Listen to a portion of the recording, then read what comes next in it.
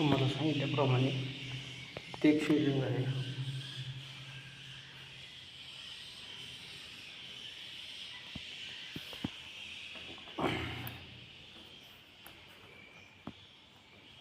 Main शिवलिंग आहे हे.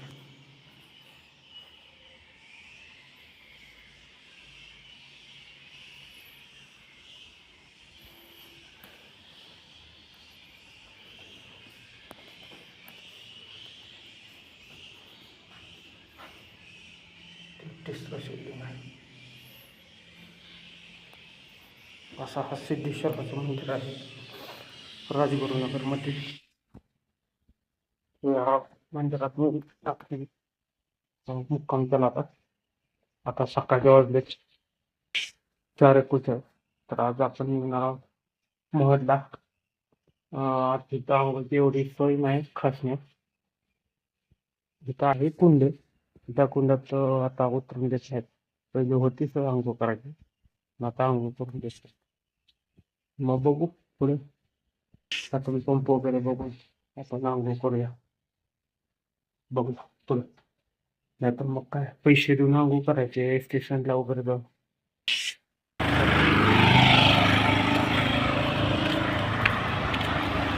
निघालोय आपण राजगुरुनगरमधनं. आता आपण निघालोय, आपण आता हायवेला लागलोय, पुणे नाशिक हायवेला.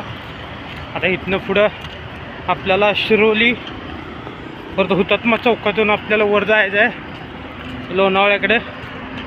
लोणावळ्यातनं परत पारगाव खंडाळा पारगाव खंडाळा, नंतर तिथून पुढं म्हणजे घाट ओलांडून खोपोलीतून डायरेक्ट खालापूर आणि महड. म्हणजे तिथं आपलं वर्धविनायक अष्टविनायकला आपलं पूर्ण होईल. त्यानुसार आपण आता निघालेलो आहोत. आणि आंघोळीची सोय तर झालीच. बाहेर पडल्यानंतर आपोआप तिथं एक काका भेटले, त्यांना विचारलं आंघोळीची सोय होईल का. तर त्यांनी दिलं, आंघोळ वगैरे करायला दिली, आंघोळ वगैरे केली. आणि आता आपण व्यवस्थित निघालेलो आहे स्वच्छ होऊन. त्यामुळे आता फटीक म्हणजे थकवा वगैरे जरा कमी जाणवेल सकाळी. त्यामुळे आता व्यवस्थित जाऊया. आता आपण सूर्य उगवा लागलाय, त्यात काय दिसेना आपल्याला.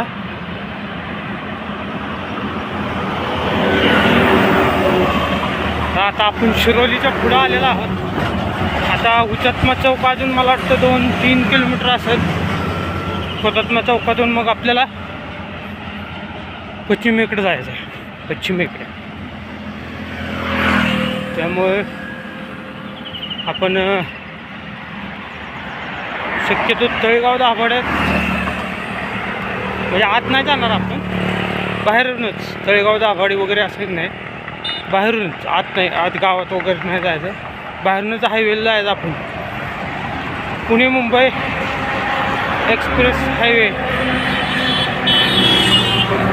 हायवेवर तर एंट्री नसणार आहे, पण जुना असेल, जुना हायवे म्हणतात तो. सातारा रोड म्हणतात त्याला, मुंबई सातारा रोड.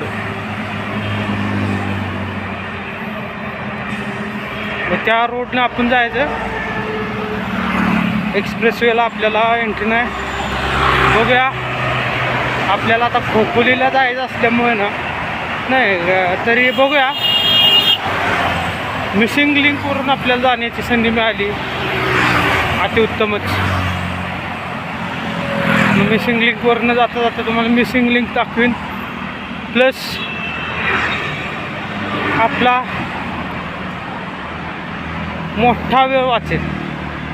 मला परमिशन मिळाली तर मिसिंग लिंकवरून जाण्यासाठी, नाही मिळाली तर मग मिसिंग लिंक दाखवू शकत नाही. आता तळेगाव पोलिसांनी थांबवलं होतं. काय नक्की कशासाठी काय आहे, काठी एक घेतले ना, सकाळची कुत्री वगैरे बिबट्यांचं वगैरे. सकाळी लवकर निघतो ना आपण पहाटे, त्यामुळे कुत्री वगैरे आडवे येतात. त्यामुळे आपण एक काठी ठेवल्या. त्यामुळे ते म्हणले हे काय आहे, कशासाठी घेतले काय. सांगितलं काठी वगैरे अष्टविनायक करतोय पायी, हे सगळं व्यवस्थित सांगितलं. आणि वडिलांचा परिचय सुद्धा सांगितला. ते म्हणले जावा, काय टेन्शन नाही, आमच्या काय तुमच्याबद्दल द्वेष नाही, फक्त व्यवस्थित ही यात्रा पूर्ण करा म्हणले. आणि वाहनं वगैरे बघून चाला म्हणले झालं. आणि रामकृष्ण हरी म्हणून आलो मी.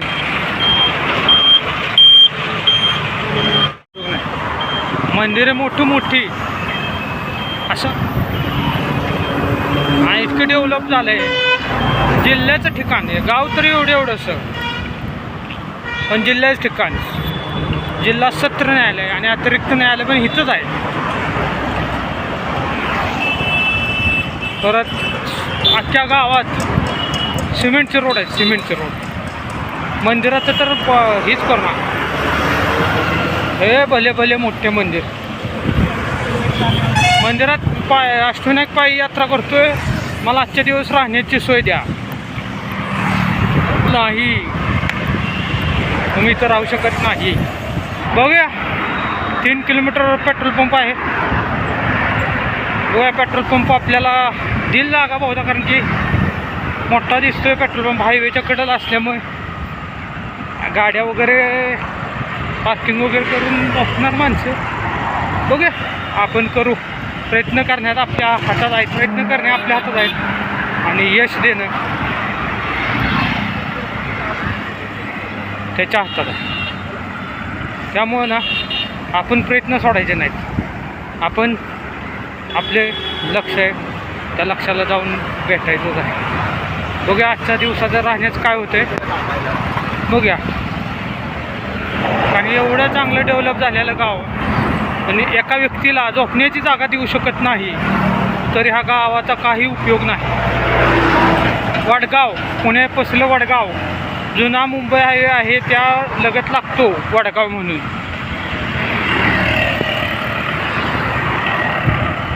तुम्ही ठरवा आता हे गाव कसलं आहे, काय आहे.